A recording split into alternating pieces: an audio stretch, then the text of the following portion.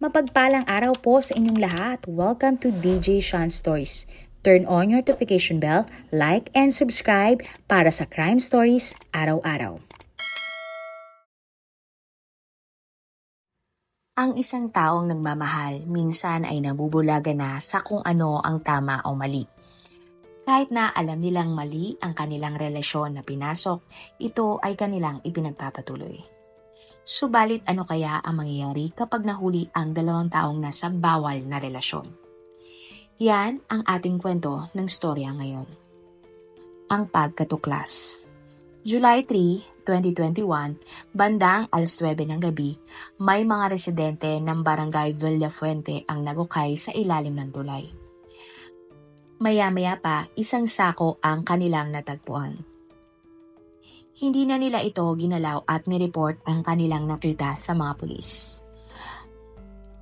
Pagpunta doon ng mga pulis ay nakumpirma nila na ang sako ay naglalaman ng labi ng isang babae. Nalaman ang pagkakakilanlan ng babae at siya ay si Nancy. Ang biktima ay kinilalang si Nancy Leonardo, 42 years old. Siya ay pinanganak ng March 8, 1979 at isang tindera ng isda sa palengke. Si Nancy ay panglima sa 6 na magkakapatid at nagmula sa Nueva Ecija. Bata pa lang ang ginang nang magsimula itong magtinda sa palengke, hanggang sa magkaroon na siya ng sariling pamilya.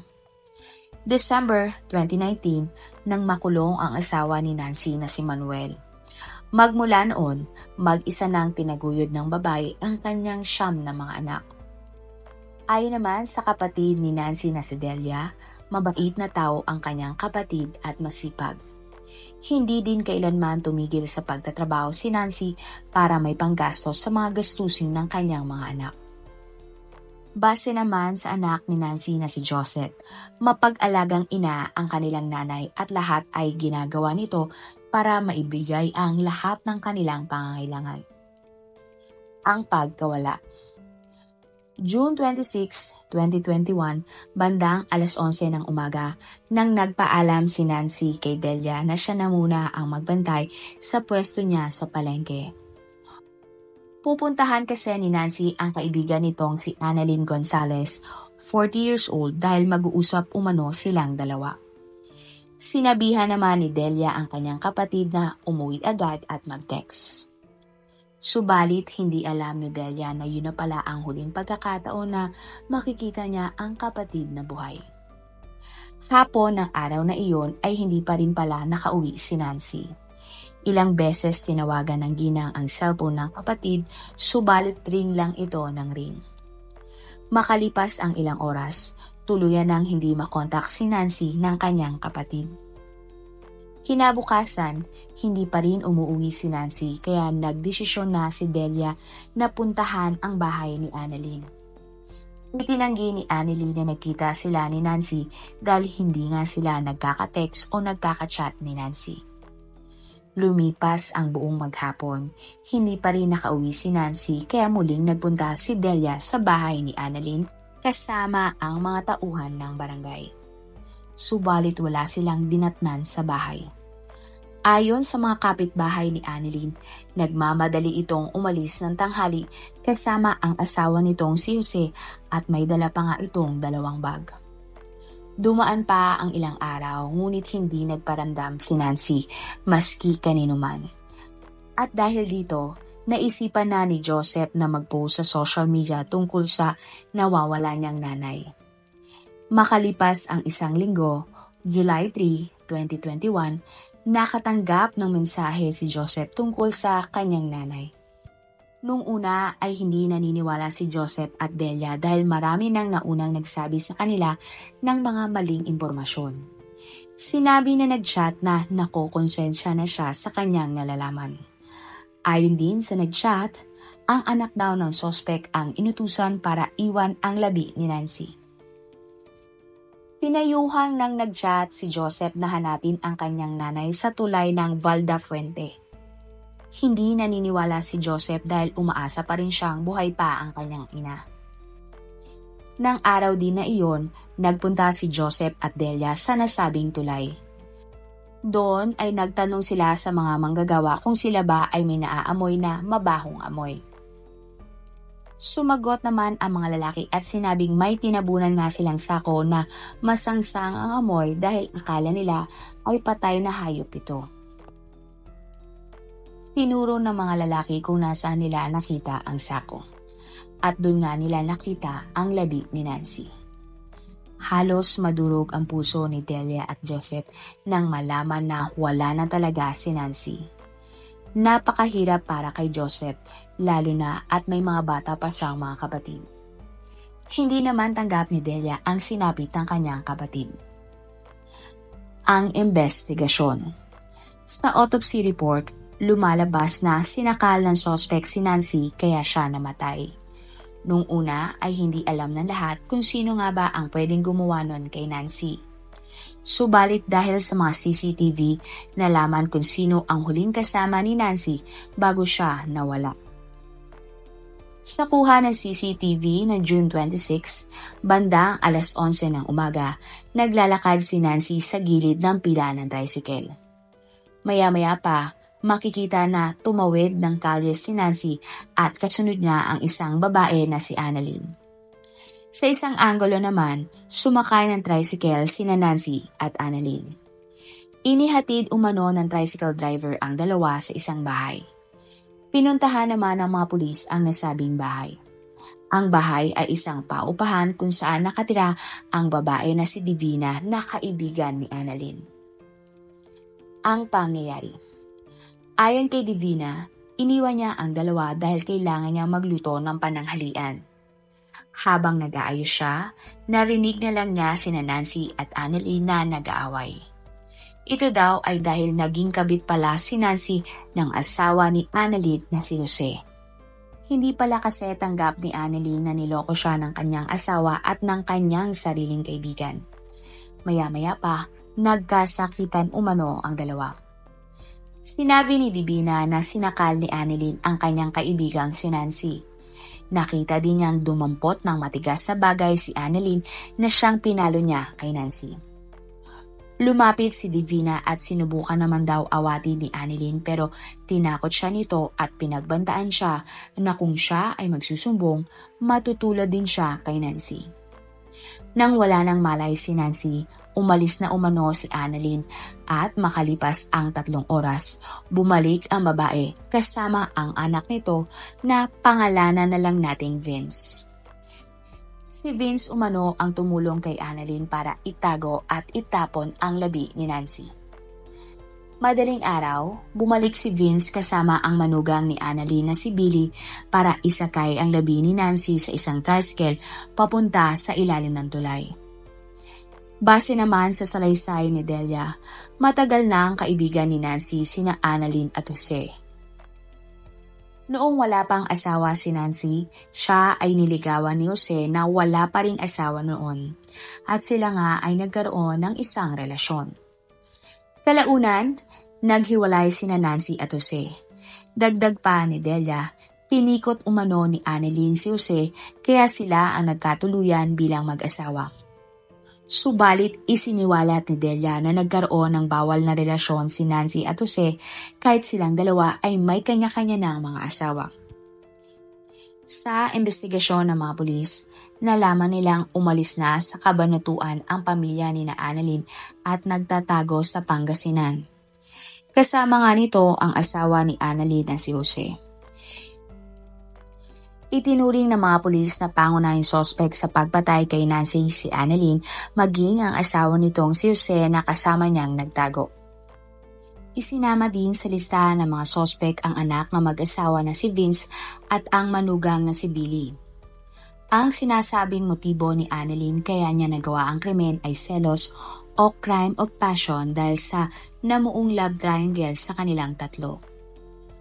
At ng July 6, 2021, formal nang sinampahan ng kasong murder sina Annalyn, Jose, Vince at Billy. July 8 naman nang kusang nagpunta sina Annalyn at Jose sa isang police station. Ayon kay Annalyn, gusto nila ng proteksyon dahil sa mga banta na kanilang natatanggap matapos nilang magtago. Sinabi din ng babae na inagaw sa kanya ni Nancy ang asawang si Jose. Nang bigyan ng abogado ang dalawa, hindi nagbigay si Annalyn ng kanyang salaysay at sinabing sa korte na lang siya magsasalita. Dahil naman naisampa na ang kaso laban sa mga sospek bago pa man sila magtungo sa tanggapan ng mga pulis, hindi na sila inaresto. Ayon sa mga pulis na may hawak ng kaso, naging direct filing na lang ang kaso dahil lumagpas na ito sa reglementary period na 36 hours. Ibig sabihin, dahil wala pang lumalabas na warrant of arrest laban kina Annalyn at Jose, hindi pa sila pwedeng arestuhin, kahit sumuko na sila sa mga pulis. Magiging illegal kung sila ay ikukulong. July 28, lumabas na ang resolusyon ng City Prosecutor's Office. Kinasuhan si Annalyn ng murder habang ang asawa naman niyang si Jose ay kinasuhan ng obstruction of justice. Subalit ang kaso laban kay Billy ay na-dismiss dahil sumunod lamang siya sa utos ni Annalyn at wala talaga siyang motibo na itago ang labi ni Nancy. Maging ang kaso laban sa menor de edad na anak ni Annalyn na si Vince ay na-dismiss. Kinuha na lang ang kanyang kustodiya ng DSWD. August 3, 2021, lumabas na ang warrant of arrest laban kay Annalyn. Bandang 10:30 ng gabi ng araw na iyon ay dinakip siya ng mga pulis. Kusa din siyang sinamahan ng asawa niyang si Jose. Sa salaysay ni Annalyn, itinanggi niyang siya ang pumatay kay Nancy. May sinabi raw na malisyosong bagay si Nancy kay Annalyn kaya sumagot ang suspect na, "Basta, ang alam ko, mahal ako ng asawa ko." Doon na raw siya sinampal bigla ni Nancy at tila nagdilim ang paningin ni Annalyn. Kinuha niya ang isang matigas na bagay at hinampas kay Nancy. Iniwan daw niyang buhay si Nancy sa bahay ni Divina. Bandang 6:30 ng gabi, sinundo siya ni Divina at tinanong kung ano ba ang gagawin nila kay Nancy. Ayon kay Annalyn, sinabi sa kanya ni Divina na tuluyan niyang pinatay na si Nancy.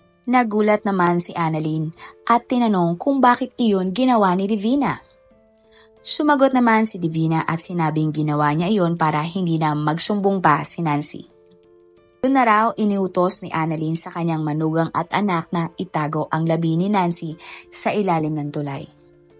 Pag-amin ng babae, alam raw niya ang relasyon ni Nancy at Jose. November 2020, nagbanta pa nga umano si Nancy na kung siya ay hihiwalayan ni Jose ay tatapusin niya ang kanyang sariling buhay. Sa huli, humingi ng tawad si Annalyn sa pamilyang naulila ni Nancy. Wala namang lumabas na balita kung naaresto na si Jose. Base naman sa mga netizens, hindi umano tunay na asawa si Annalyn ni Jose.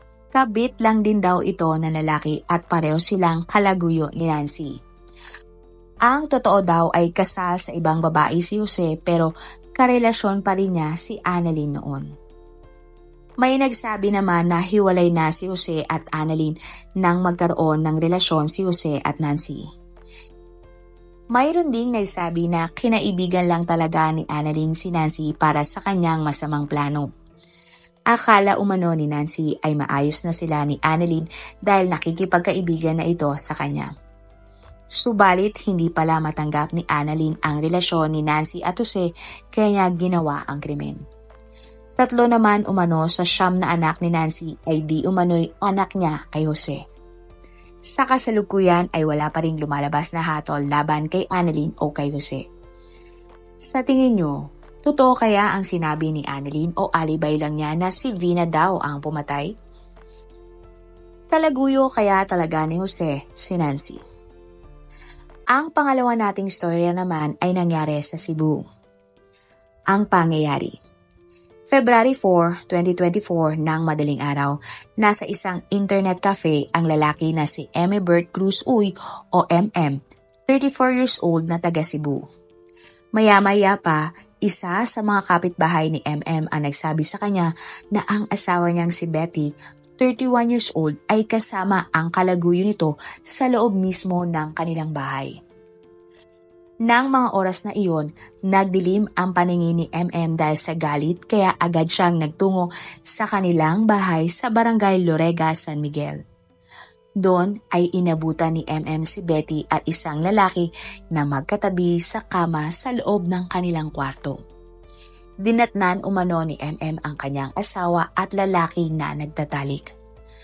Bago pa man makatakas ang lalaki, kumuha na si MM ng isang patalim at pinagsasaksak ang kabit ng kanyang asawa. Inawat naman ni Betty si MM pero naitulak siya nito kaya nagtamo siya ng mga sugat. Matapos ang krimen, mabilis na tumakas si MM paalis ng kanilang bahay. Tumawag naman ng tulong si Betty at nagawa pang dalhin sa Cebu City Medical Center ang lalaking biktima. Subalit hindi na umabot pang buhay ang lalaki na kinilalang si Raymart Ricardo Baril, 30 years old. Dinala naman sa ospital si Betty para gamutin ang kanyang tinamong mga sugat. Agad namang sumuko sa Parian Police Station ang suspect na si MM. Ayon kay MM, sobra siyang nasaktan na di umano'y inuputan siya sa ulo ng kanyang sariling asawa. Lalo na at 16 years na silang magkarelasyon ni Betty. At mayroon din silang 3 mga anak.